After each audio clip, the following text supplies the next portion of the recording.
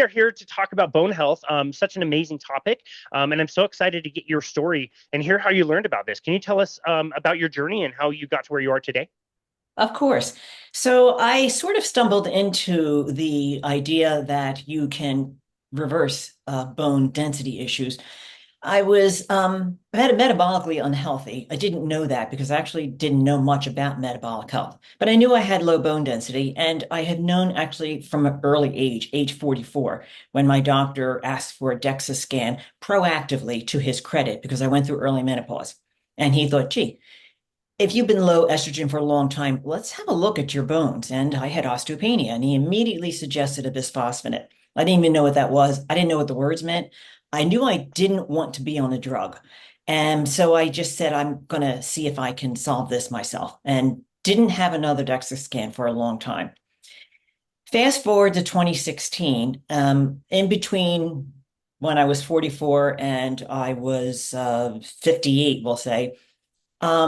I had a few DEXA scans, progressively worse. They just got worse and worse. But in 2016, I got a big scare, really scary numbers, very low bone density, very high fracture risk. I asked my OBGYN what I should do, and he absolutely insisted that I take one of the many drugs available. And he explained the mechanisms for all those drugs. He was really knew that stuff very cold.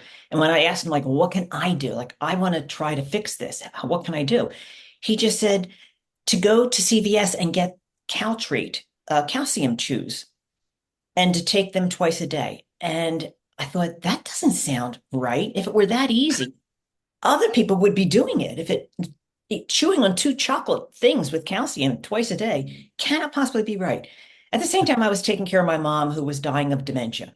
And I was doing a lot of research on what causes dementia. I kept coming back to metabolic dysfunction. Every bit of digging I did ended right there, metabolic dysfunction. So I decided I got to figure out what that means. I didn't know what those words meant either. And as the more I dug, the scarier it got.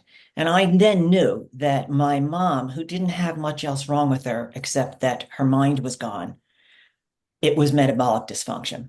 She had low grade she was pre-diabetic. She was on blood pressure medication. I mean, there's a list of things that I know because of the people that you interview, that you're well aware of the laundry list of items that that are all red flags for metabolic dysfunction. My mom had all of them, although she kind of presented as otherwise healthy.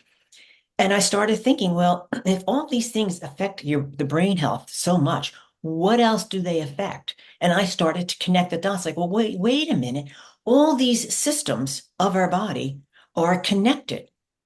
So anything you do that's bad, any poison you consume, or any movement you don't do, you're perturbing a biology that is designed to work perfectly well by not treating it well.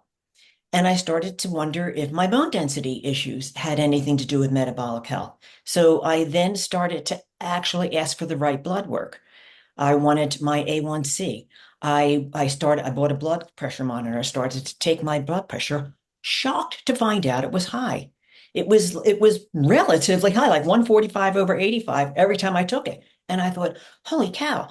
And my A1C was around 5.8, which is on its way. But I noticed that it was going up every year. My average blood glucose when I got my annual CBC panel was going up each year.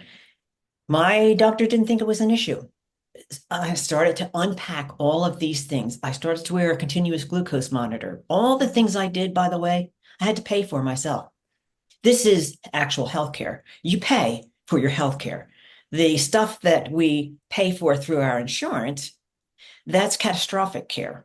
If I get hit by a truck tomorrow, I'll be glad that I have my medical insurance, and I will go directly to a good hospital and get all my stuff reset and hopefully get better and all of that. But that's why I pay for the medical insurance.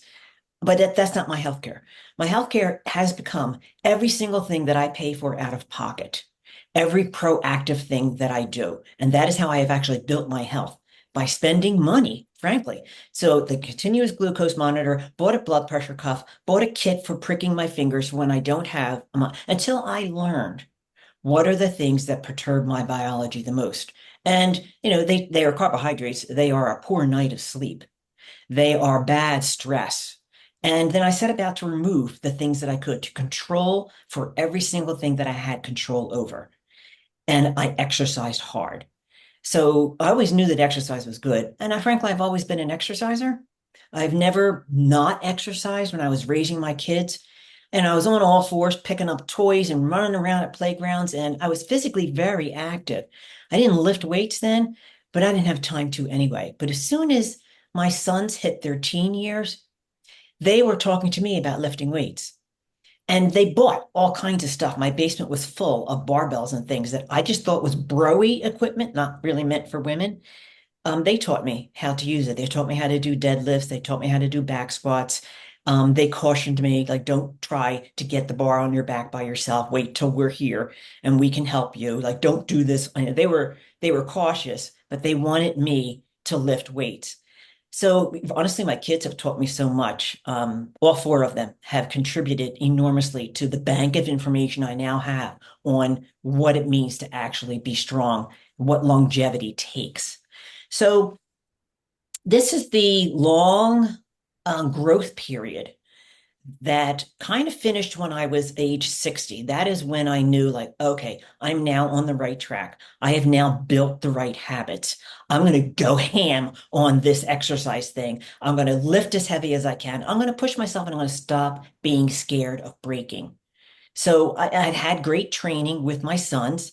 I also had a couple of fantastic books, Mark Ripito, Jonathan Sullivan, and a couple other amazing lifters with the best solid advice on how to protect your back and how to do this the right way.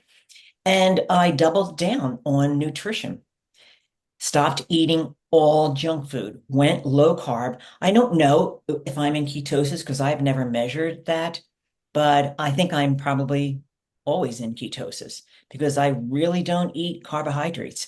They make me hungry and cranky and tired. So when I go out to dinner with my family, if I have carbohydrates because I can't avoid it, 2 hours later, I'm hungry. And I'm like really jonesing for something sweet and pasty and carby. So eating carbs begets the desire to eat more carbs. So I really, really avoid carbohydrates. And so at age 60, I had all my ducks lined up. I knew that I was on the right track. And I started to just kind of go hard on everything. I had my bone density score frighteningly high. I waited 2 years or more before I got another bone density test. I was very, very scared that despite all that I was doing, it was still going to be lower than it was. And I was absolutely jazzed when my spine score was minus 3.1. And after a couple of years, it was minus 2.5. I'm like, wow, that's a big difference. And there's no way I could turn back now. Every density score I've gotten since that year, 2016, the numbers continue to go down. I just had one in December 2025, and the numbers went down again. So again, I have to pay for my DEXA because I no longer have osteoporosis. I have nothing. My hips are normal at this point, and my back is osteopenia. So really, they don't really want you getting a DEXA scan if you don't have osteoporosis. And how they tell if you have osteoporosis, you fracture. What the heck? You fracture, and they say, yeah, okay, well, let's see. You probably have osteoporosis. It's very that just infuriates me. So I've been working full time in this research institute, loved my work there as a consultant, learned volumes about how research is done. Um, but I decided I really wanted to get the word out to other women. There's a ton of stuff that you can do to improve your bone density scores. There are things you can't change. So there are risk factors. You can't do anything about it. Like being female is a risk factor. Being postmenopausal because you don't have estrogen is a risk factor. Being white is a risk factor. Being small is a risk factor. So you can't really change any of those things, but you can change your metabolic health. You can start to lift weights with supervision if your fracture risk is very high. You can try to fix your sleep. You can not stop smoking, stop drinking, don't do drugs. All common sense. What is good for your body is good for your bones.